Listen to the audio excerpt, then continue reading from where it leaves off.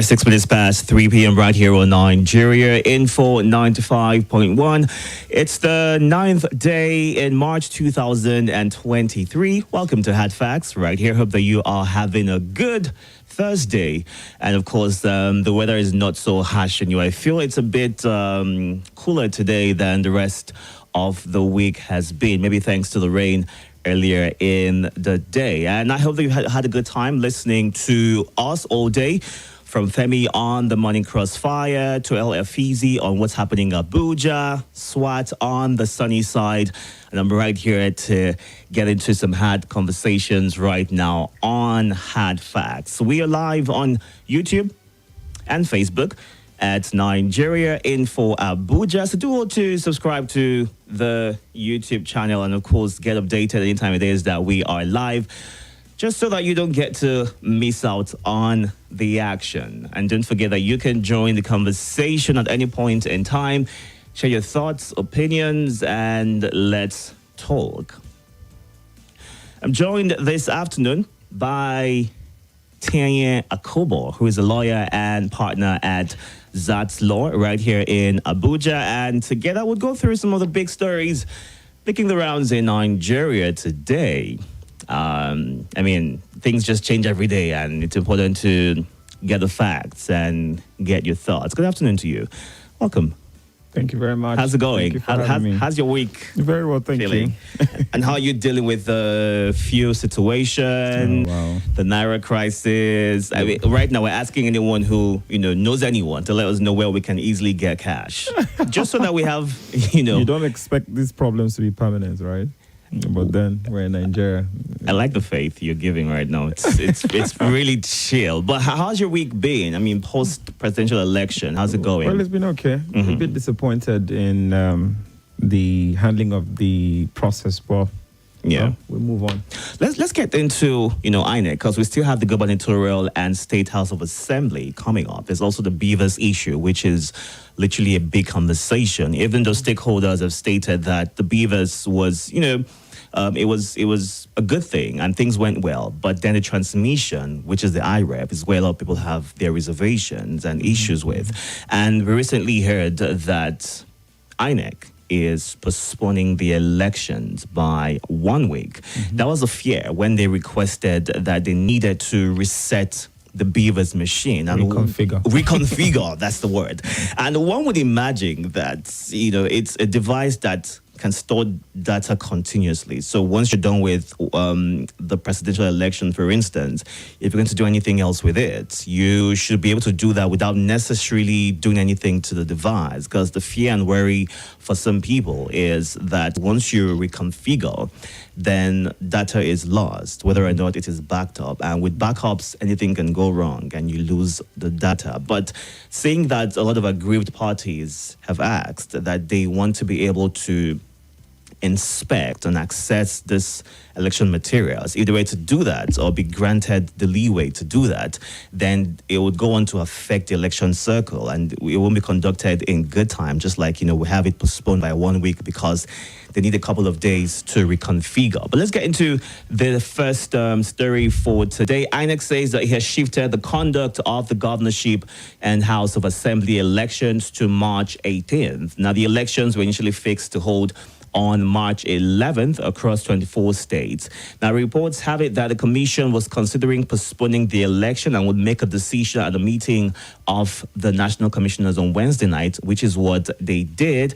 And on Wednesday, the Court of Appeal refused an application by Peter Obi, presidential candidate of the Labour Party, to restrain INEC from reconfiguring the bimodal voter accreditation system, BVAS, ahead of the governorship and state assembly elections. Now, INEC, in a statement late Wednesday, signed by Festus Okoye, INEC National Commissioner and Chairman, Information and Voter Education Committee, said while the ruling of the tribunal makes it possible for the commission to commence the preparation of the BVAS for the governorship and state assembly elections, it has come far too late for the reconfiguration to be concluded. Now, consequently, the Commission has taken the difficult but necessary decision to reschedule the governorship and state assembly elections, which will now take place on Saturday, 18th of March, 2023. Now, by this decision, campaigns will continue until midnight of Thursday, 16th March, which is 24 hours before the new days. Not a lot of people welcomed this decision because some Nigerians were happy to just be over and done with the election. I mean, the wait, the political tension, the worry of what could happen, how things would play out, and, all of that put together. Let's get your initial thoughts on postponing elections and how it plays out in the grand scheme of things, putting the Constitution as well as the Electoral Act side by side and understanding if there's any, there'll be any fallback on the fact that the dates are just good enough before the expiration of the tenure of government. Yes, the extent of announced by INEC is still within them before into the arena of illegal. That's number one. Number two, I am glad that they are do something a bit perfectly. Make more sense to extend the election that not be perfect.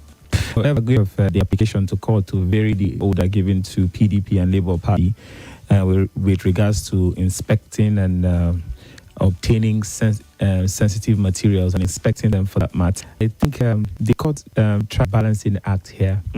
So initially they had given a go-ahead, which was also extended yesterday to the APC to inspect sensitive voter material, which includes, of course, the BVAS system. So the BVAS system, as we know, does two things. It accredits and then it transmits results already collated at the various polling units, right? The first part, everybody thought that part went well, which is the accrediting of people. In some places, they face difficulty with networks and all those things.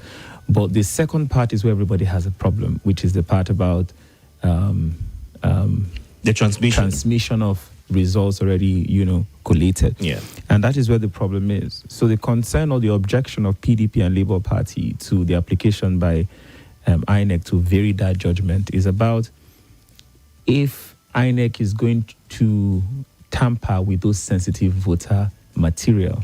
And looking at everything, I would admit I've not really looked in-depthly into their processes, but it doesn't strike me as though they have really explained to us in a layman sense how they are going to what configuration even means. That's what we need to understand what it means to reconfigure. So, for instance, you have an Android device and you want to reconfigure. It's one of two things. It's either you are resetting the device to the factory setting, but then do you need to do that just because you want to put in another information into that particular device? That's the concern now. Okay, I would imagine that what they mean by reconfiguration is if you went out on the 25th of February to go vote and you have done the initial accreditation and you have been given the go-ahead to go and cast your ballot, you can't come back to that same BVAS system to do another accreditation. So I'm guessing what the configuration they're trying to do now entails is going and on checking the box of people that have been accredited so that when you go back on the 11th or 18th, as it says now, you will not be told, oh, you've already been accredited. That's what comes to my mind. Where I'm lost a bit is the aspect of how that system is not straightforward enough that you need to go and... I am mindful about the preservation of those sensitive, materials, and that's also where the concern of Labour Party and PDP is, because the moment you tamper with that, as we saw in the tribunal decision for the governorship election in Osun State, we saw a situation whereby data extracted from BVAS on 2 different days came out with 2 different outcomes. So we don't want a repeat of that. But to give credit to the court, what the court said is, as you're going to do this, 2 things: back up everything to the cloud system. Back up everything to the cloud system. That's number one. The second thing is they are also mandating INEC to ensure that the parties affected here, which is Labour Party, PDP, and APC, get certified true copy of the data on the back end, and also that they should ensure that there's a forensic analysis what is stored in the system. So it is our hope that in line with the court's thoughts that this should be done, the INEC honestly complies, because without getting authentic information from BVAS as a result of configuration, that's going to deal a heavy blow to the case that is being brought up now. But by we also see the people. APC requesting for an inspection, especially in the South and the Southeast. So it seems as though all of these parties put together need to get more information as to how things played out during the election. But in the grand scheme of things, it's important to want to be able to get a hold of the original information, which is something that INEC has been made to promise to provide to these parties, even though they have not been able to vary the decision, which is something I need to understand right now. In varying the decision of the court, wherein these parties are able to inspect and what they have been giving right now, what difference does it make in preventing the elections from holding? Because we know it's still going to hold on the 18th, but now the worry is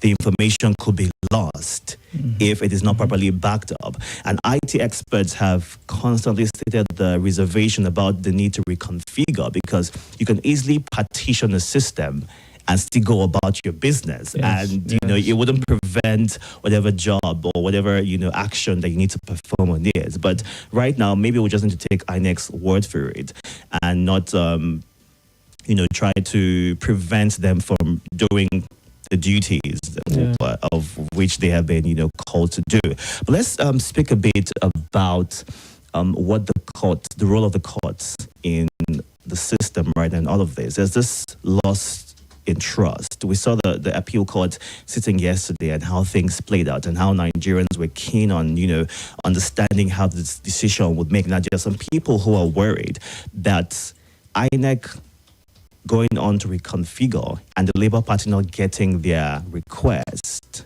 would truncate their demand for justice.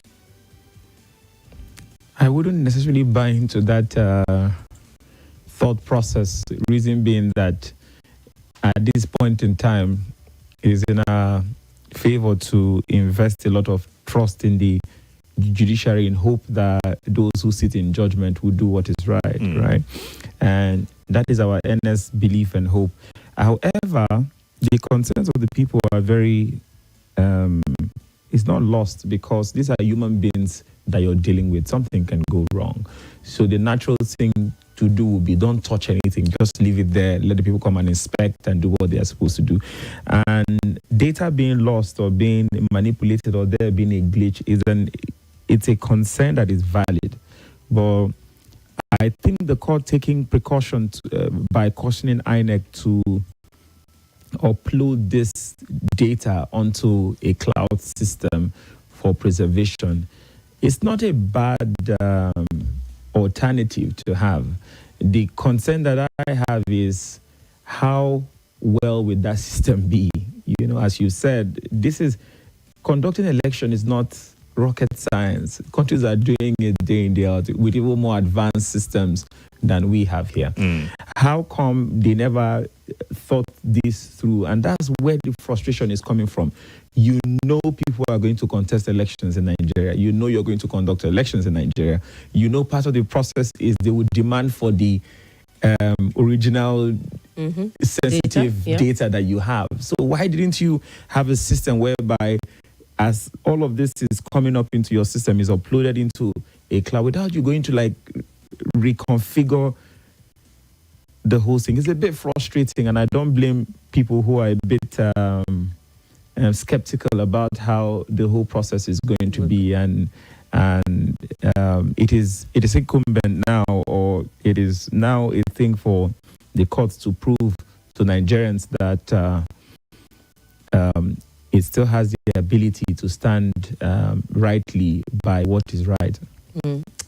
And I see some tech professionals kind of like saying, I told you so, meaning the warning was there before time that the INEC would have prepared for something of this nature. And I'm sure for a lot of people, it's more of a shocker that, you have to go to the appeal court or any court whatsoever to have anything reconfigured. But for some, it's a learning curve for us. The application of technology, I think every hurdle will surmount and improve on it. But as a lawyer, let's get your honest opinion on this. The fact that results have still been uploaded on the INEC platform. Right now, it's about 93.38%. And then we are planning for another election. So what happens if before the 18th of March, this is not at 100%?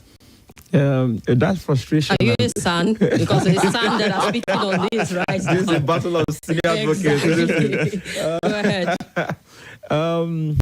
That's part of the concern that we are having, because ideally, part of the confidence that the new Electoral Act brought was that the results are going to be up there. You don't need to deal with manual processes anymore. And it's deeply frustrating and quite frankly annoying to think that this is almost 2 weeks after the elections and we still have results being uploaded. Yeah. Now the natural question is, what then was announced?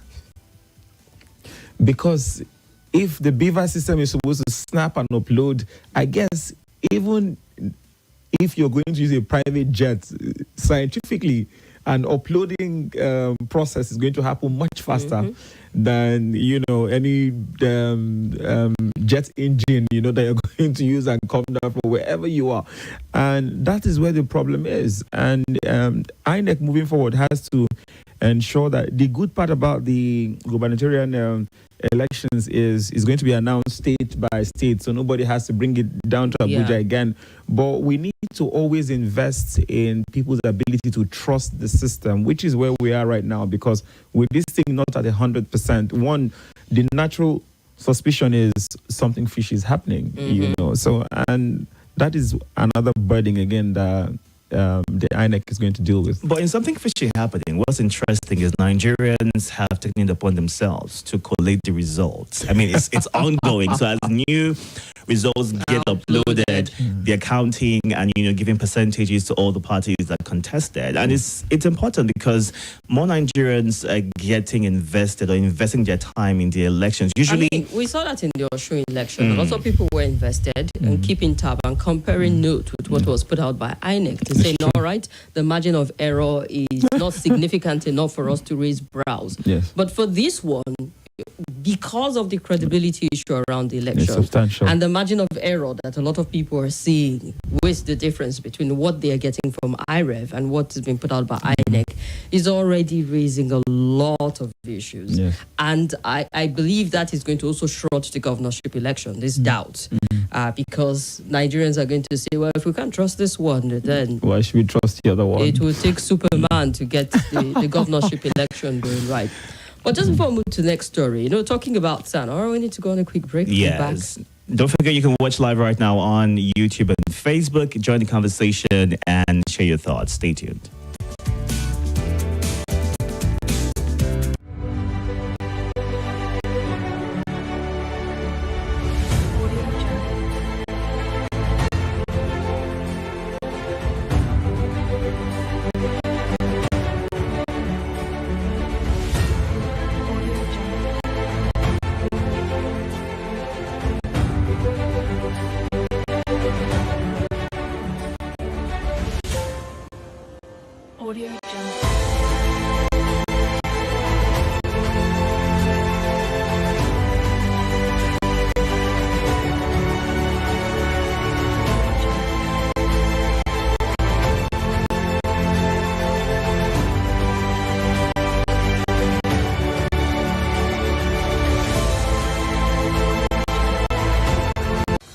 Hello, my name is Kimberly.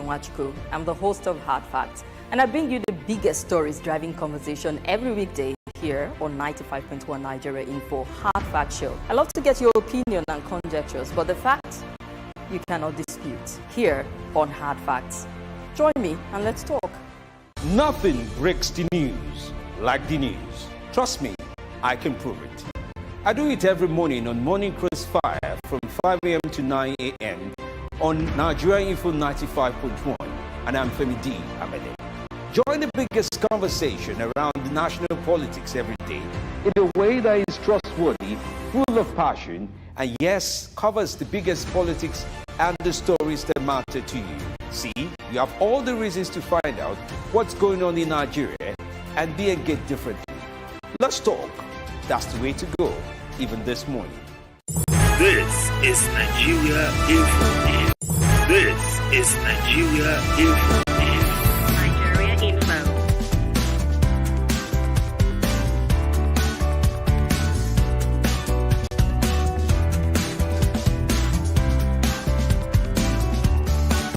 This is Nigeria Info. Nigeria. This is Nigeria Info. Today, INEC has postponed the gubernatorial and state House of Assembly elections until March 18th by a week. And of course, still extended the tension that people are feeling right now. You're going to ask a question about tension on so many levels. Yeah. I mean, the people who already had plans for the 18th, a week after election, weddings, activities, and the likes of it. So you're now telling them to I don't know what the plan is. Not even the next day, because you're not sure how these things pan out at the end of the day. So you might want to move it by a week. Yeah, I was going to jump on the story with the poll saying Tinubu Atiku will be higher 89 cents for legal battle.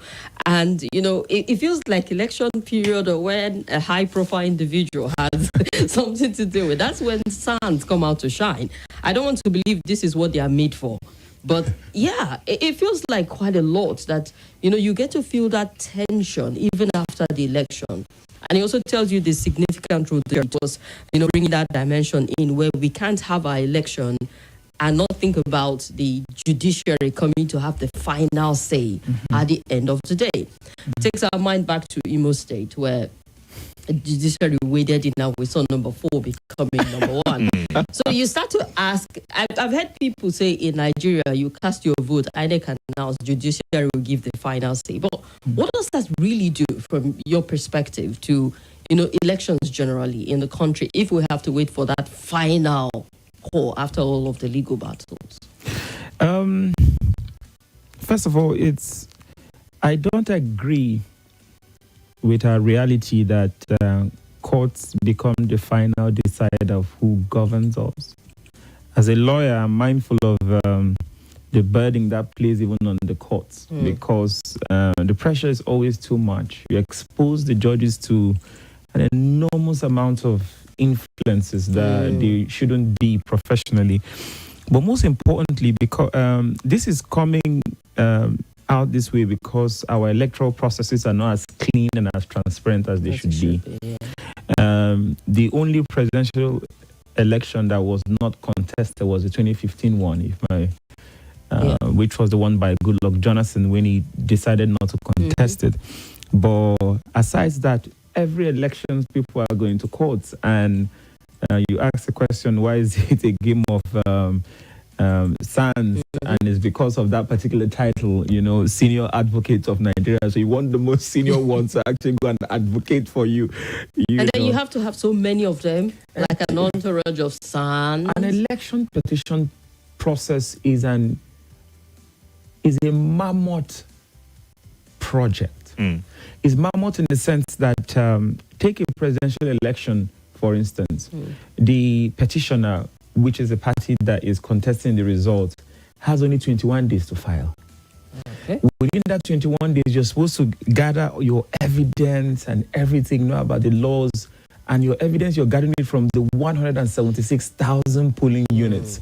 Typically, senior advocates almost have the experience and the capacity in terms of staff strength and everything to bring all of this together. So when you bring a bunch of them, you're tapping from the experiences of, you are good with evidence law, you're good with advocacy, you're good with constitutional law, electoral act. So you bring all this together, not one person going and starting to read from the scratch. So you have people just bringing their experiences. That's why we have, these things. So, but it's an enormous process that is time consuming. I know many people that are going to be on it are not going to lawyers, will not be sleeping until like 2 in the morning and they're up at 7 and they have to repeat this again for weeks on end until, they enrich their ball. Back to my point, all of this would not be necessary if the electoral process is clean and people have faith in it. So if I'm losing, I know that I lost fair and square, as opposed to me feeling as though I was changed at some point. So That's where the issue Yeah. is. Let's just have you speak on the political tension, and the DSS is also worrying about how things could play out after the elections, right? People are planning a couple of things if their candidates do not win. We've seen the tribalism, that's playing out right now as to who you're voting for. If you don't vote for this particular person, this harm could come to you. And we've seen a market in Lagos get bonds, people get harassed, and all of that. And we've seen governors last minute doing things that you would have expected them to do in the 4 years that The pressure is getting worse for people who have to do one more week of all of that. Yes, and Nigerians have, I would safe to say, woken up to what they really want, to knowing what they really want. And it's not about how you impress them last minute, it's about how you played your tenure out. And, if indeed you have any better plans for the next tenure that you are requesting. But in, focusing on what the DSS is warning about right now, prior to the election, we saw big tanks move around the country, and it gave a sense of safety to some people. But then some things played out during the election, and people were harmed in the process. While some got the help they needed, it did not play out for another half. With this warning, I mean, we tend not to do anything until things get out of hand. With this warning, how can we ensure that we are proactive and not just waiting until it happens and going by the God forbid factor? Yeah, unfortunately, the only way we would not be reactive in situations like this is, as I said, for the right things to be done. If the right thing is done, nobody will feel the need to go and form trouble, most likely. And there's a popular saying, when people get frustrated, they resort to self-help. And you would agree too that in many instances, since the history of man, it's almost as if it is unlawful to be law-abiding in a lawless society. So you see that your rights have been taken away. Those that are supposed to be there to protect those rights are not doing anything. It's incumbent on you to stretch your arm a little. And that is where people are. So the DSS warning is just the people that should be taking that seriously are those people that are running our elections, because if they do the right thing, the tension will come down. It's a very simple thing. People want a certain outcome and they are going to vote. It's always going to be the majority have their say. Yeah. But don't make it feel like it is majority will go out there and the minority will come and shut them down. At that point, everybody just feels frustrated and you cannot control them. And we don't have the necessary manpower to control everybody. Like, how many soldiers are you going to, send across the country when we are still in active war, up north? So this is just part of the problem. Well, talking about active war takes us to the next story. Should we take some messages first? All right, go ahead. All right, let's take some messages first before we move on to our next story for the day. Ibrahim Hajara, we see your emojis on YouTube. Good afternoon to you. John Iro says, I'm watching you from Apo. Ashiru Abbas, INEC has a huge credibility issue. The people have lost confidence in them. Uchena, watching from Wuse to right now. Ebere Joseph. Kim and Itodo, good afternoon. I believe all information will be retrieved before the reconfiguration by the concerned parties. And that's referring to INEC in this context. On Facebook? Yeah, can't find it there. All right, Chima Ndunewe says, Kim, really? All right, asking the question right there. Also, Francis Namani, the postponement of governorship polls is a welcome development, as it will offer INEC an ample opportunity to correct some of the distortions and discrepancies witnessed during the presidential polls.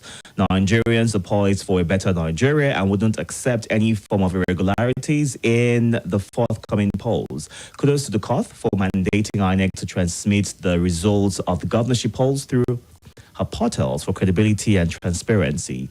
All right. And Abubakar Musa says, if elections were truly rigged, why did the other parties win some political offices? And they claim it is not free, fair, and credible. Good afternoon to you. If INEC can't conduct free and fair elections in 4 years, I don't think they can do that in 1 week after extending the date. We have lost confidence in INEC. Alu, Mayor Ojoda right there sharing his thoughts. If you have no confidence in INEC, who do we get to help us Well, get them from Gabon? we have to, At some point, yeah. I can understand the frustration on the part of Nigerians. Everybody just wants a credible process so that we don't have all of this back and forth. All right, do we have on WhatsApp to be yes, read let's just go on before? to WhatsApp right now and take a few of your messages. Yahaya right here says, I don't think we can have elections in Nigeria where the court wouldn't be involved in the final say. Even the US, that has a democracy that we look up to, they still dispute the results of the elections. We refer to the scenario that played out in Imo State, where the fourth became the first. It is not the same thing we face with right now, with the third claiming to be, or asking, okay, it's not the same thing right now with the third claiming to be the first. Yahaya from Suleja. That's up to the courts to decide, all right, not you. And Comrade Chris Ezocha from Madala says, being an INEC chairman is a privilege and does not confer one any special rights, demanding that one should carry out his assignments with due diligence by refraining from all forms of gross misconduct that could mar a transparent, free, and credible elections. It would amount to a national disgrace that after subscribing to an oath of office, one will still do the contrary, substantially erring on the face of records by betraying the confidence reposed in him. And Anthony Adimtoni right here says, please, the court did not reject Peter Obi's submission. It was INEC that applied to the court to vary PO and PDP. We stated that. I'm sure you mixed it up. All right, Patrick Otoro says, please, I have a question. With all of the skepticism on the outcome of the verdicts from the courts, I want to ask, are these judges Nigerians? Well, Tiwa, the Nigerians. They are. That's answered for you. All right, let's move on to the next story, shall we? Yeah, and the security report, right? There's Yes, one the left. security report. And it feels like the elections are, well, not completely done, but at some point, this was not making headlines. We're not getting reports of, terrorist attack or abduct and stuff like that. Perhaps it was still happening and it was underreported, so it was not taking center stage. But it seemed to be back and taking a lot of headline space at the moment. I have a report here that a 6-month-old pregnant woman, 5 other persons, were allegedly killed by terrorists who invaded Agua community in the Rafi local government area of Niger State.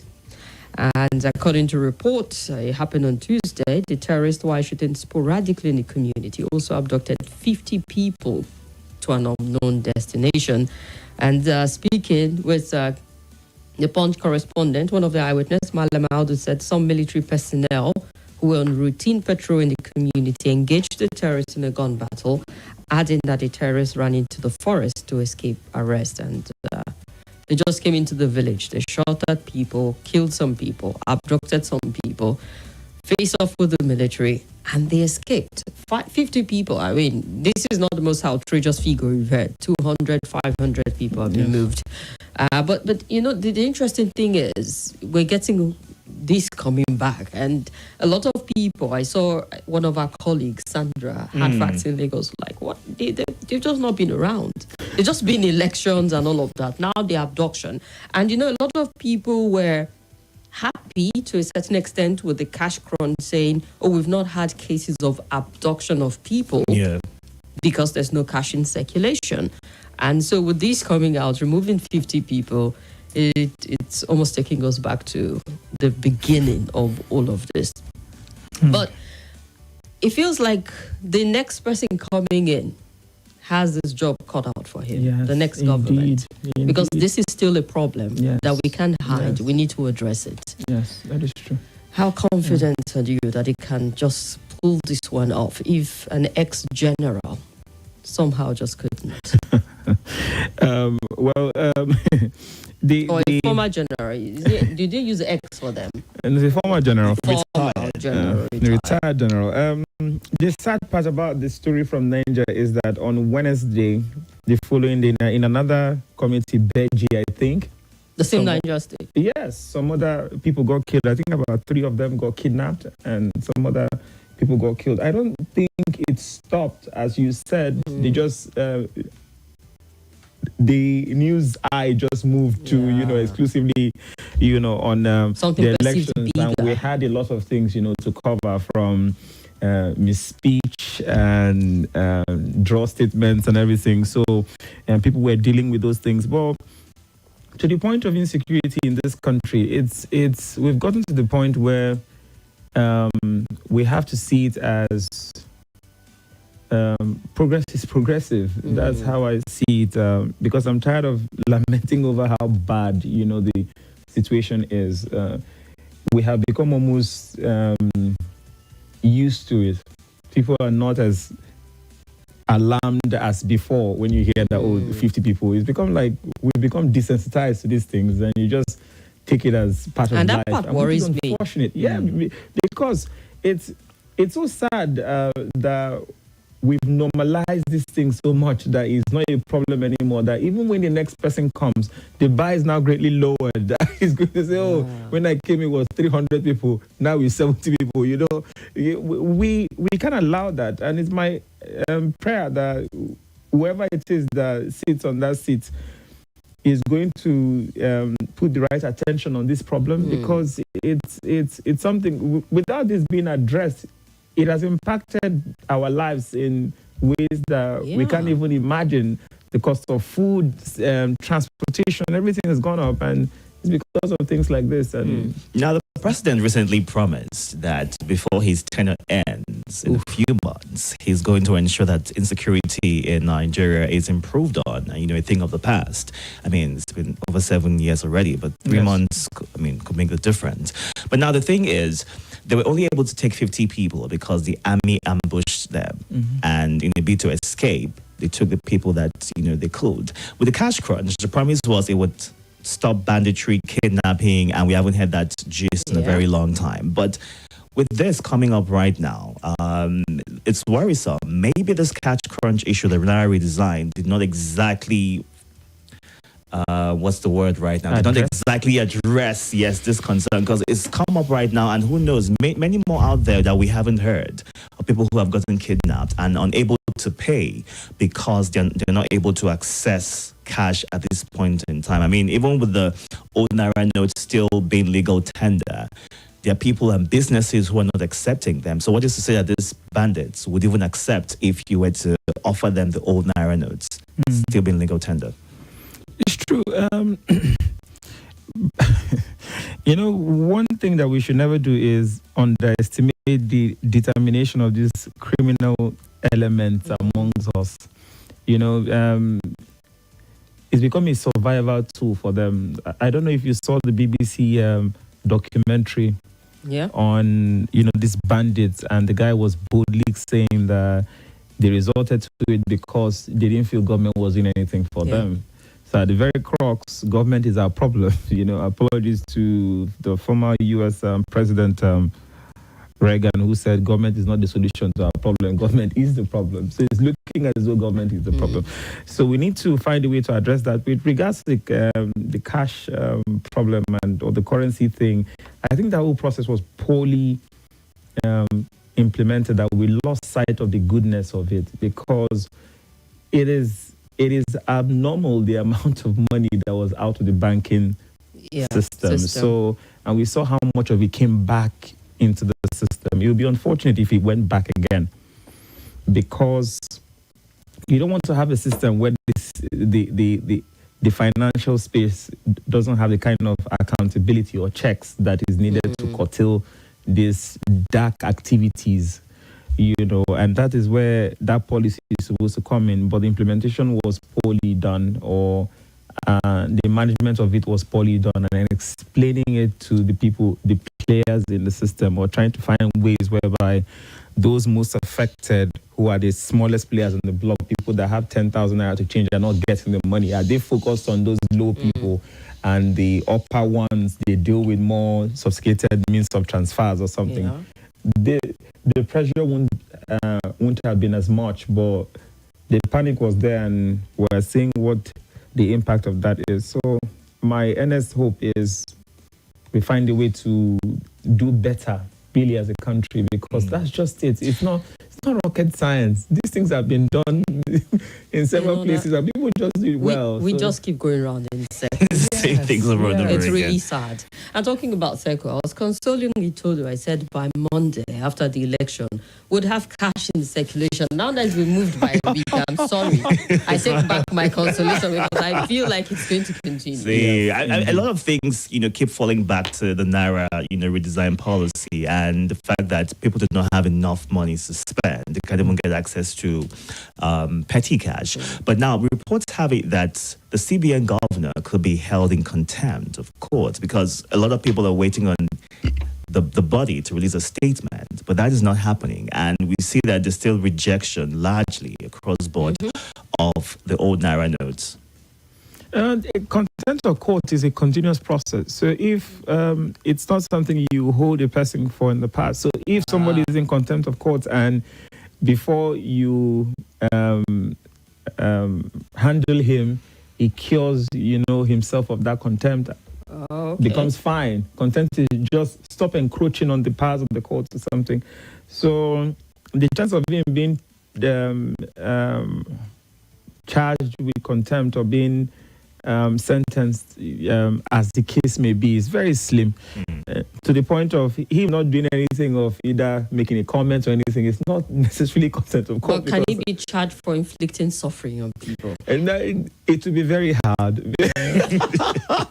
It will be very hard because to his mind, he was doing his official responsibility. The problem that the governors took to court is not the policy in itself.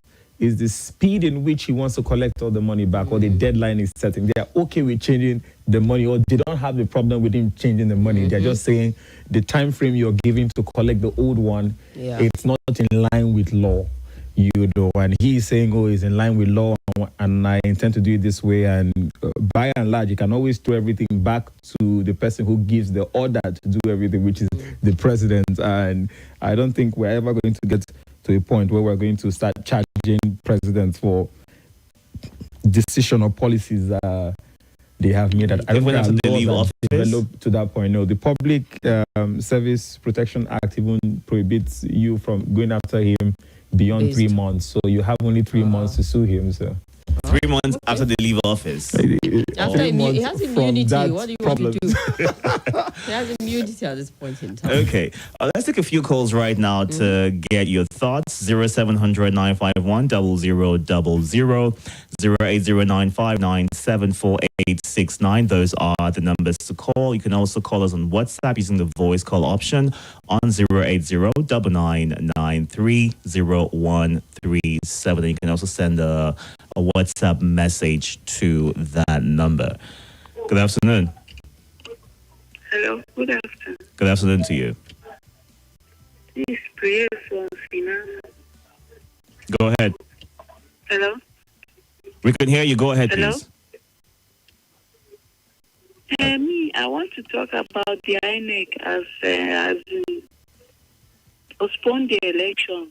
And what of the students in school? Are they going back to school or what? Why are INEC taking off the governorship election? All right, thank you. Welcome to you.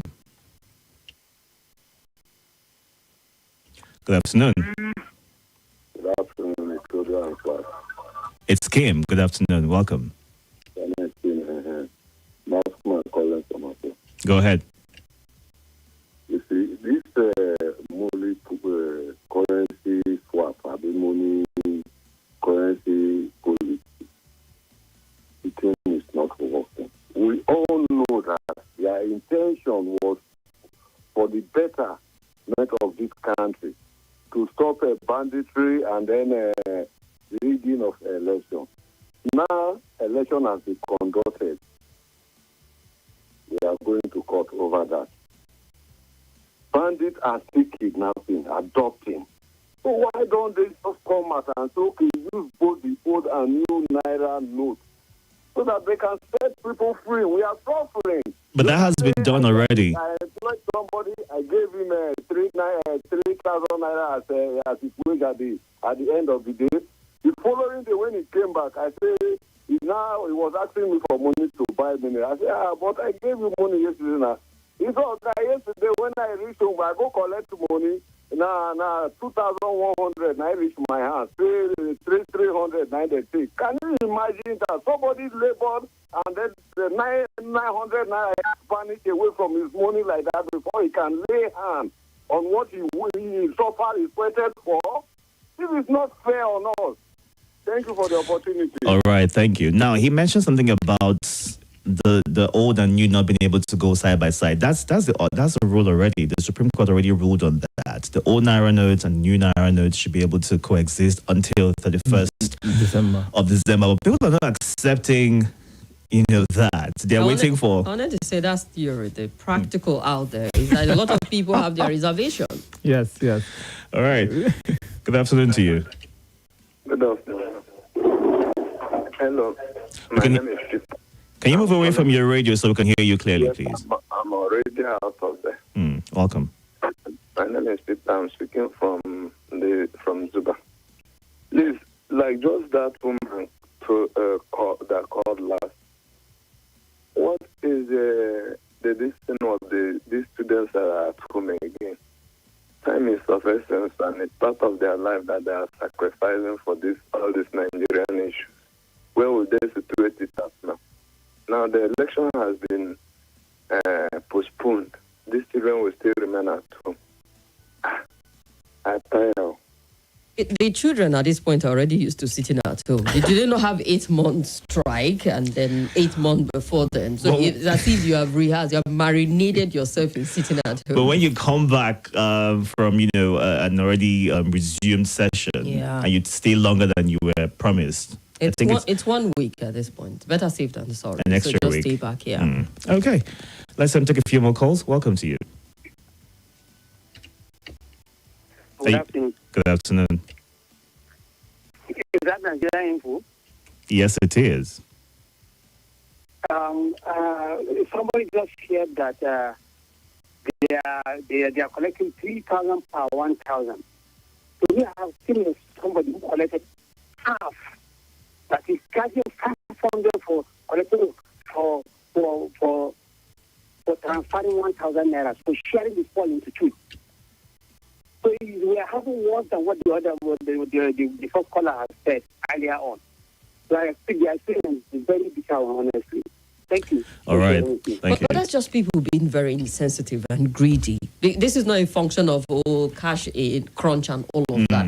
That's literally you just being painfully greedy and a problem already. Taking advantage of the situation. Yes. You take 500 off 1,000. That's half the money already. Come on.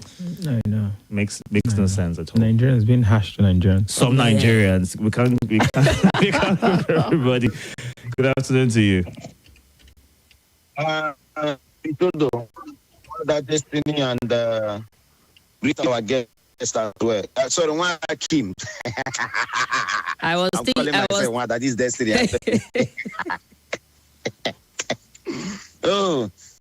Itodo, let me start on a lighter note. Go ahead. You keep saying the Supreme Court has ruled. The Supreme Court has ruled. Not me and you there, Niger again, brother. As if you say Supreme Court gives order, then it should be automatic. They are still going to do their usual drama before they will answer us. So I do not expect them to do much, in terms of the people are still skeptical. No bank, most of the banks have called like 3 places today trying to get small cash. They don't have any money. They haven't received from the CBN. They are still waiting even for directive from CBN before they can, start, paying the 500 and 1,000 naira. Even if you get to any bank now, still the old 200 naira that President Barry gave order they should be paying. That's what they are still doing. Something is wrong with the system. Today I just came. You talked about the person who said they are taking 200 naira for 1,000. I went to Shema to buy food. The Shema along Akobo Road. There's no need to mention their name. You know what they are doing? They say they are not using POS. You either bring cash or you pay. You do transfer. For transfer of fuel of 9,000 naira that I'm buying, they asked me to add extra 500. And I say for what? He says for charges. And right in front of me, the small cash that they have in their hand, there are POS guys. They are selling the cash too. So it is not you don't somehow. I don't really fully believe that it's Nigerians trying to be greedy, because I can see as well that this fuel attendant guy is selling this cash. All this right. small one that some people who bought fuel, maybe this other and keke gave them. You can see them selling it to somebody. Still translates to being greedy at the end of the day. Doesn't matter who does it. Why are you suffering people? All right, Destiny. Thank Why? you. Okay, I think we need to run for a quick break, and we'll be back to hear more from you and from our guests. Stay with 95.1 Nigeria Info.